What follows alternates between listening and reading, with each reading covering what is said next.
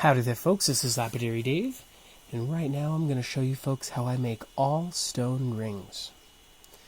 I came over to Inlakesh Woodworks the other day to visit Master Ruben Medina behind the Kachina to film some of his brand new ceremonial pipes he made out of Lapidary, serpentine, and Catlinite, the stone here, Minnesota pipestone. And while I was over here I noticed he had a brand new set of diamond core burrs. These particular burrs are 80 grit. He said they were around $20. He doesn't really remember exactly how much, and he doesn't remember where he got them from online, but they were nice and cheap and easy to get. I will be using a drill press, but everything I'm going to be showing you folks can easily be done with some kind of hand drill rig or another, and can easily be done with diamond sharpening blocks or sandpaper. The material I'll be using today is Catlinite because it's a softer stone. It won't take me very long to show you folks, and it'll be real easy on his burrs. I did process that slab of Catlinite yesterday. This is a soft stone, so I get to work it on the bandsaw, but be very careful when cutting stones on the bandsaw and know it's soft enough before you do. So folks, all of these burrs here, Ruben Medina got online. He doesn't remember exactly where he got them, but it was $20 for the whole set of these rounded core burrs. They are plated, they're not sintered, which is why I am going to be cutting some Catlinite.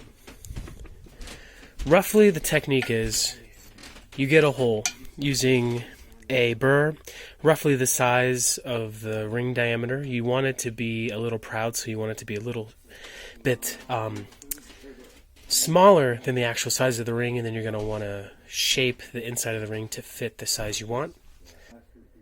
It's definitely good to end up with a much meatier ring and then to cut the ring down than to not have enough meat.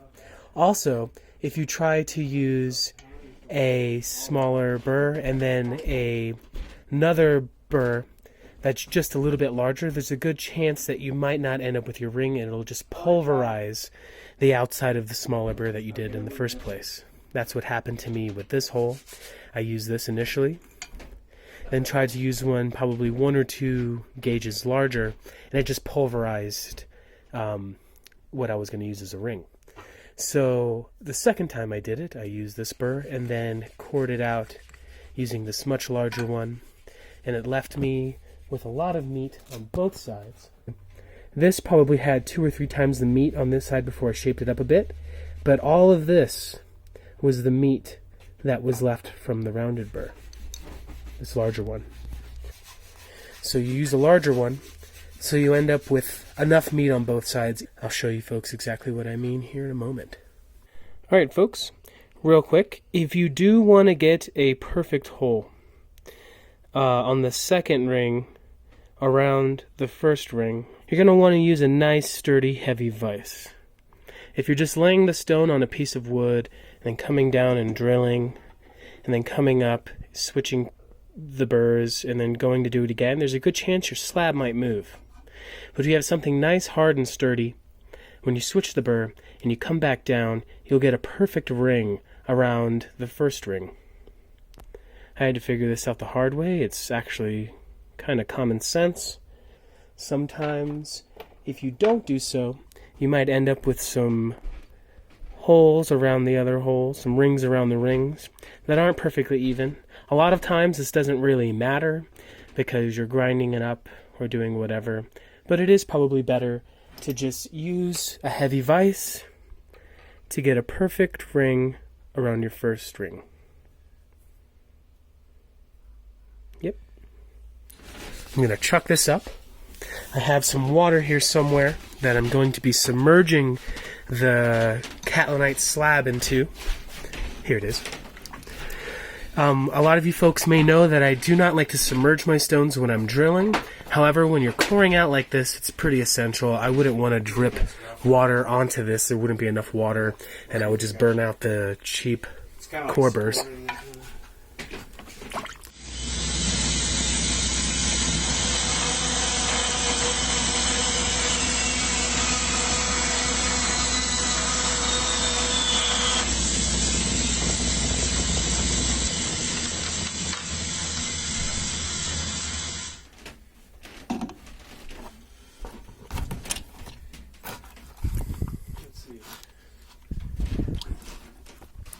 Is there any tape? Do you have any tape?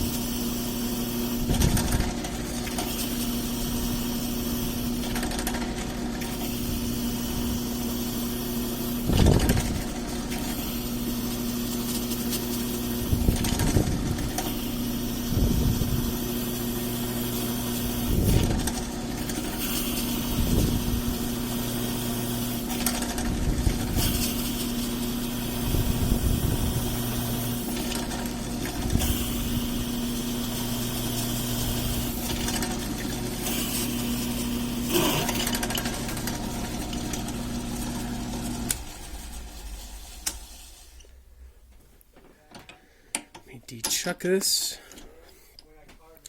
The core is in there, right there in the middle.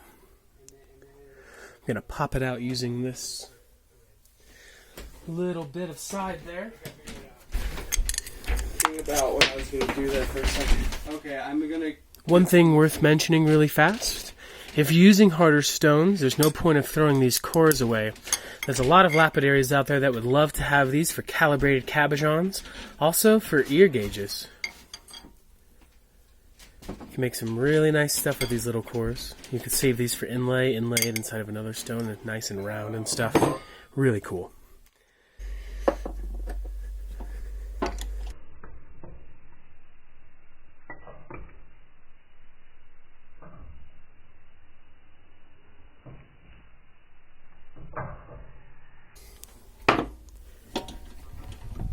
Hey,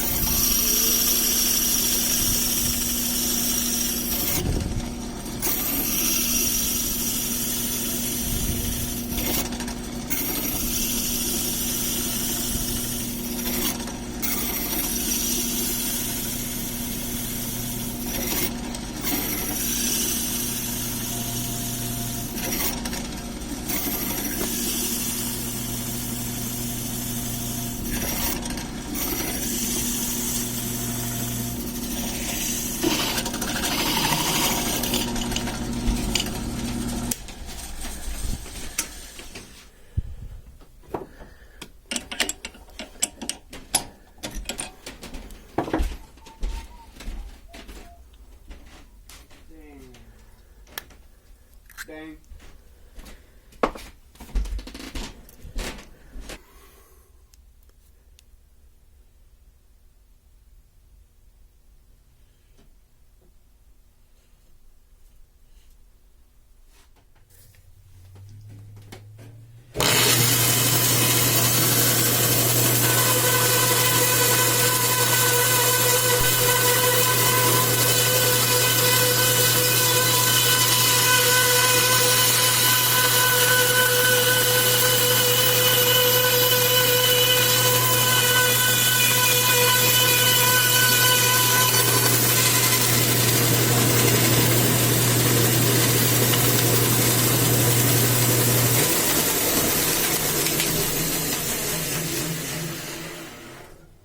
Because most chandeliers made out of antler. Alrighty folks, now like a good little lapidary, I'm going to draw on this with some pencil to get some rough marks on how I want to shape a ring.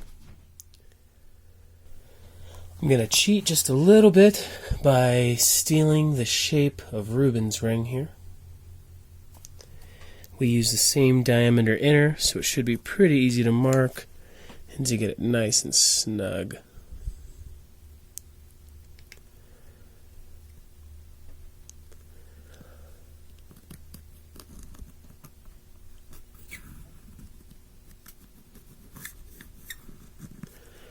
Helps me use my mind's eye a little bit more.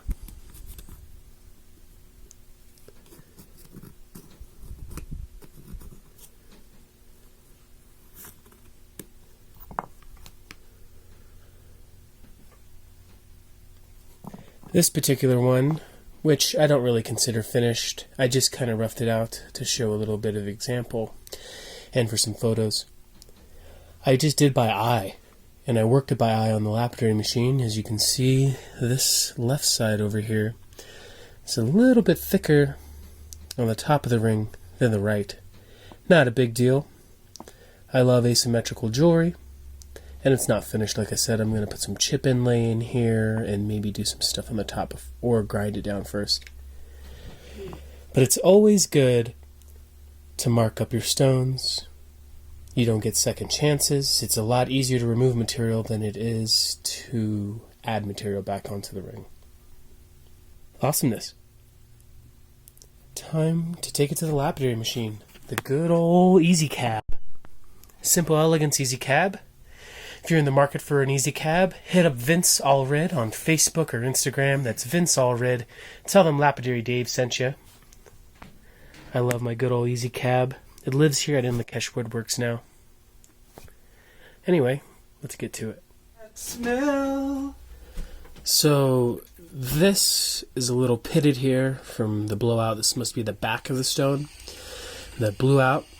I'm going to roughly shape this, and then I'm going to actually lick a bit of the face of the stone to flatten out some of that blowout before I work it anymore. I'm going to start with 220 grit. Sometimes I underestimate the strength of this Catlinite.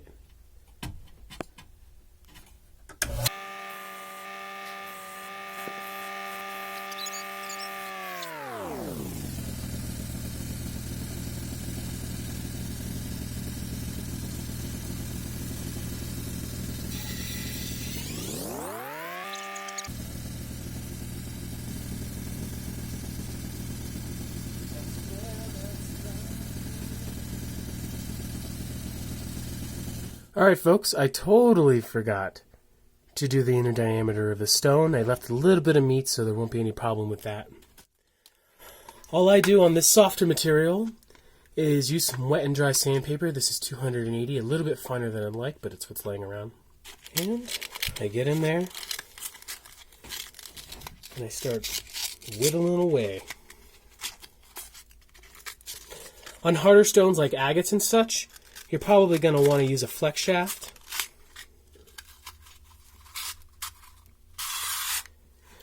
Sandpaper almost does nothing to certain harder stones. But since I have it really close to my finger size, it's not too big of a deal. Going to want to keep it moving so you don't end up with any facets. And you're going to want to check it periodically to make sure that you didn't remove too much. Probably one of the hardest parts of making entire stone rings is fitting it to a particular ring gauge. I imagine that a lot of folks that do this as their main squeeze probably just make like one of every size, instead of trying to make one particular size. Who knows though? I don't know.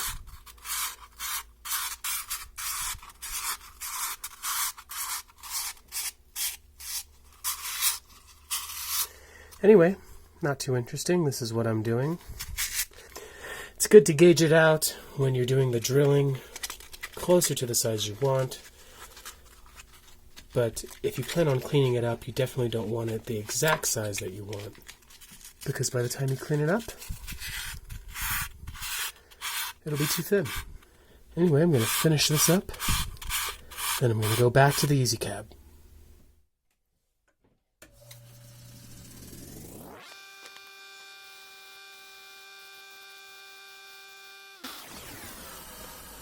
Alright folks, I am working on removing most of those 220 good scratches and the scratches left by the actual burr that did the drilling with 280.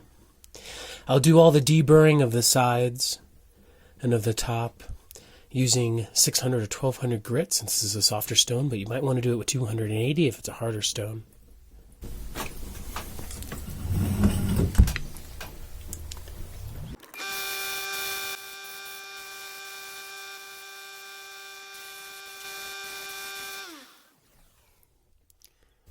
Alright folks, that's it for the finishing. I took it to roughly 3000 grit. All of this finishing can easily be done using sandpaper and stuff, especially with this Catlinite. I just choose to use Lapidary grinders because that's what I have lying around and it's real easy for me. Time to polish. Anyway, now I'm going to polish this with some Fabuluster, which is an aluminum oxide, using this little jewelry buffer here.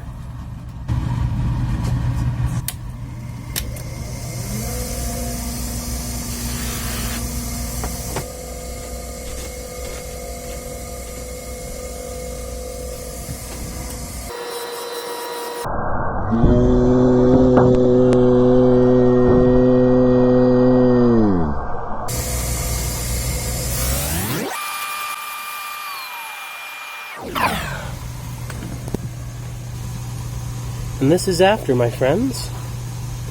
Looking nice and dark and shiny. Pretty cool. I'm personally not into wearing stone rings or stone bracelets. I prefer like silver and turquoise jewelry. But pretty awesome. Pretty easy. Pretty fun. Ruben Medina puts silver around the inside and rolls it over to the outside of the ring, making the stone a lot more durable. I'm just going to leave this as is. Anyway, folks, I hope you enjoyed. I hope this encourages you to make stone rings yourself. Again, like I said many times, you can do this exact process with different stones. I actually intended on doing this video with a piece of onyx, some banded onyx, but it was just taking a little bit too long on the burrs. Those cheap burrs can probably drill hundreds of Catlinite stones where it might only be able to drill a few really hard agates or something else, so I went with the Catlinite. I hope you enjoy, my friends.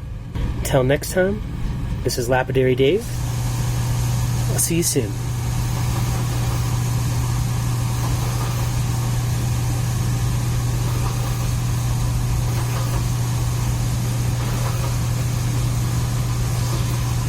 This ring here was actually blanked out in the same fashion that I did with the Catlinite.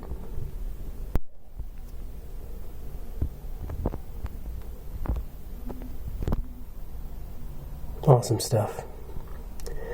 Fossilized mammoth ivory.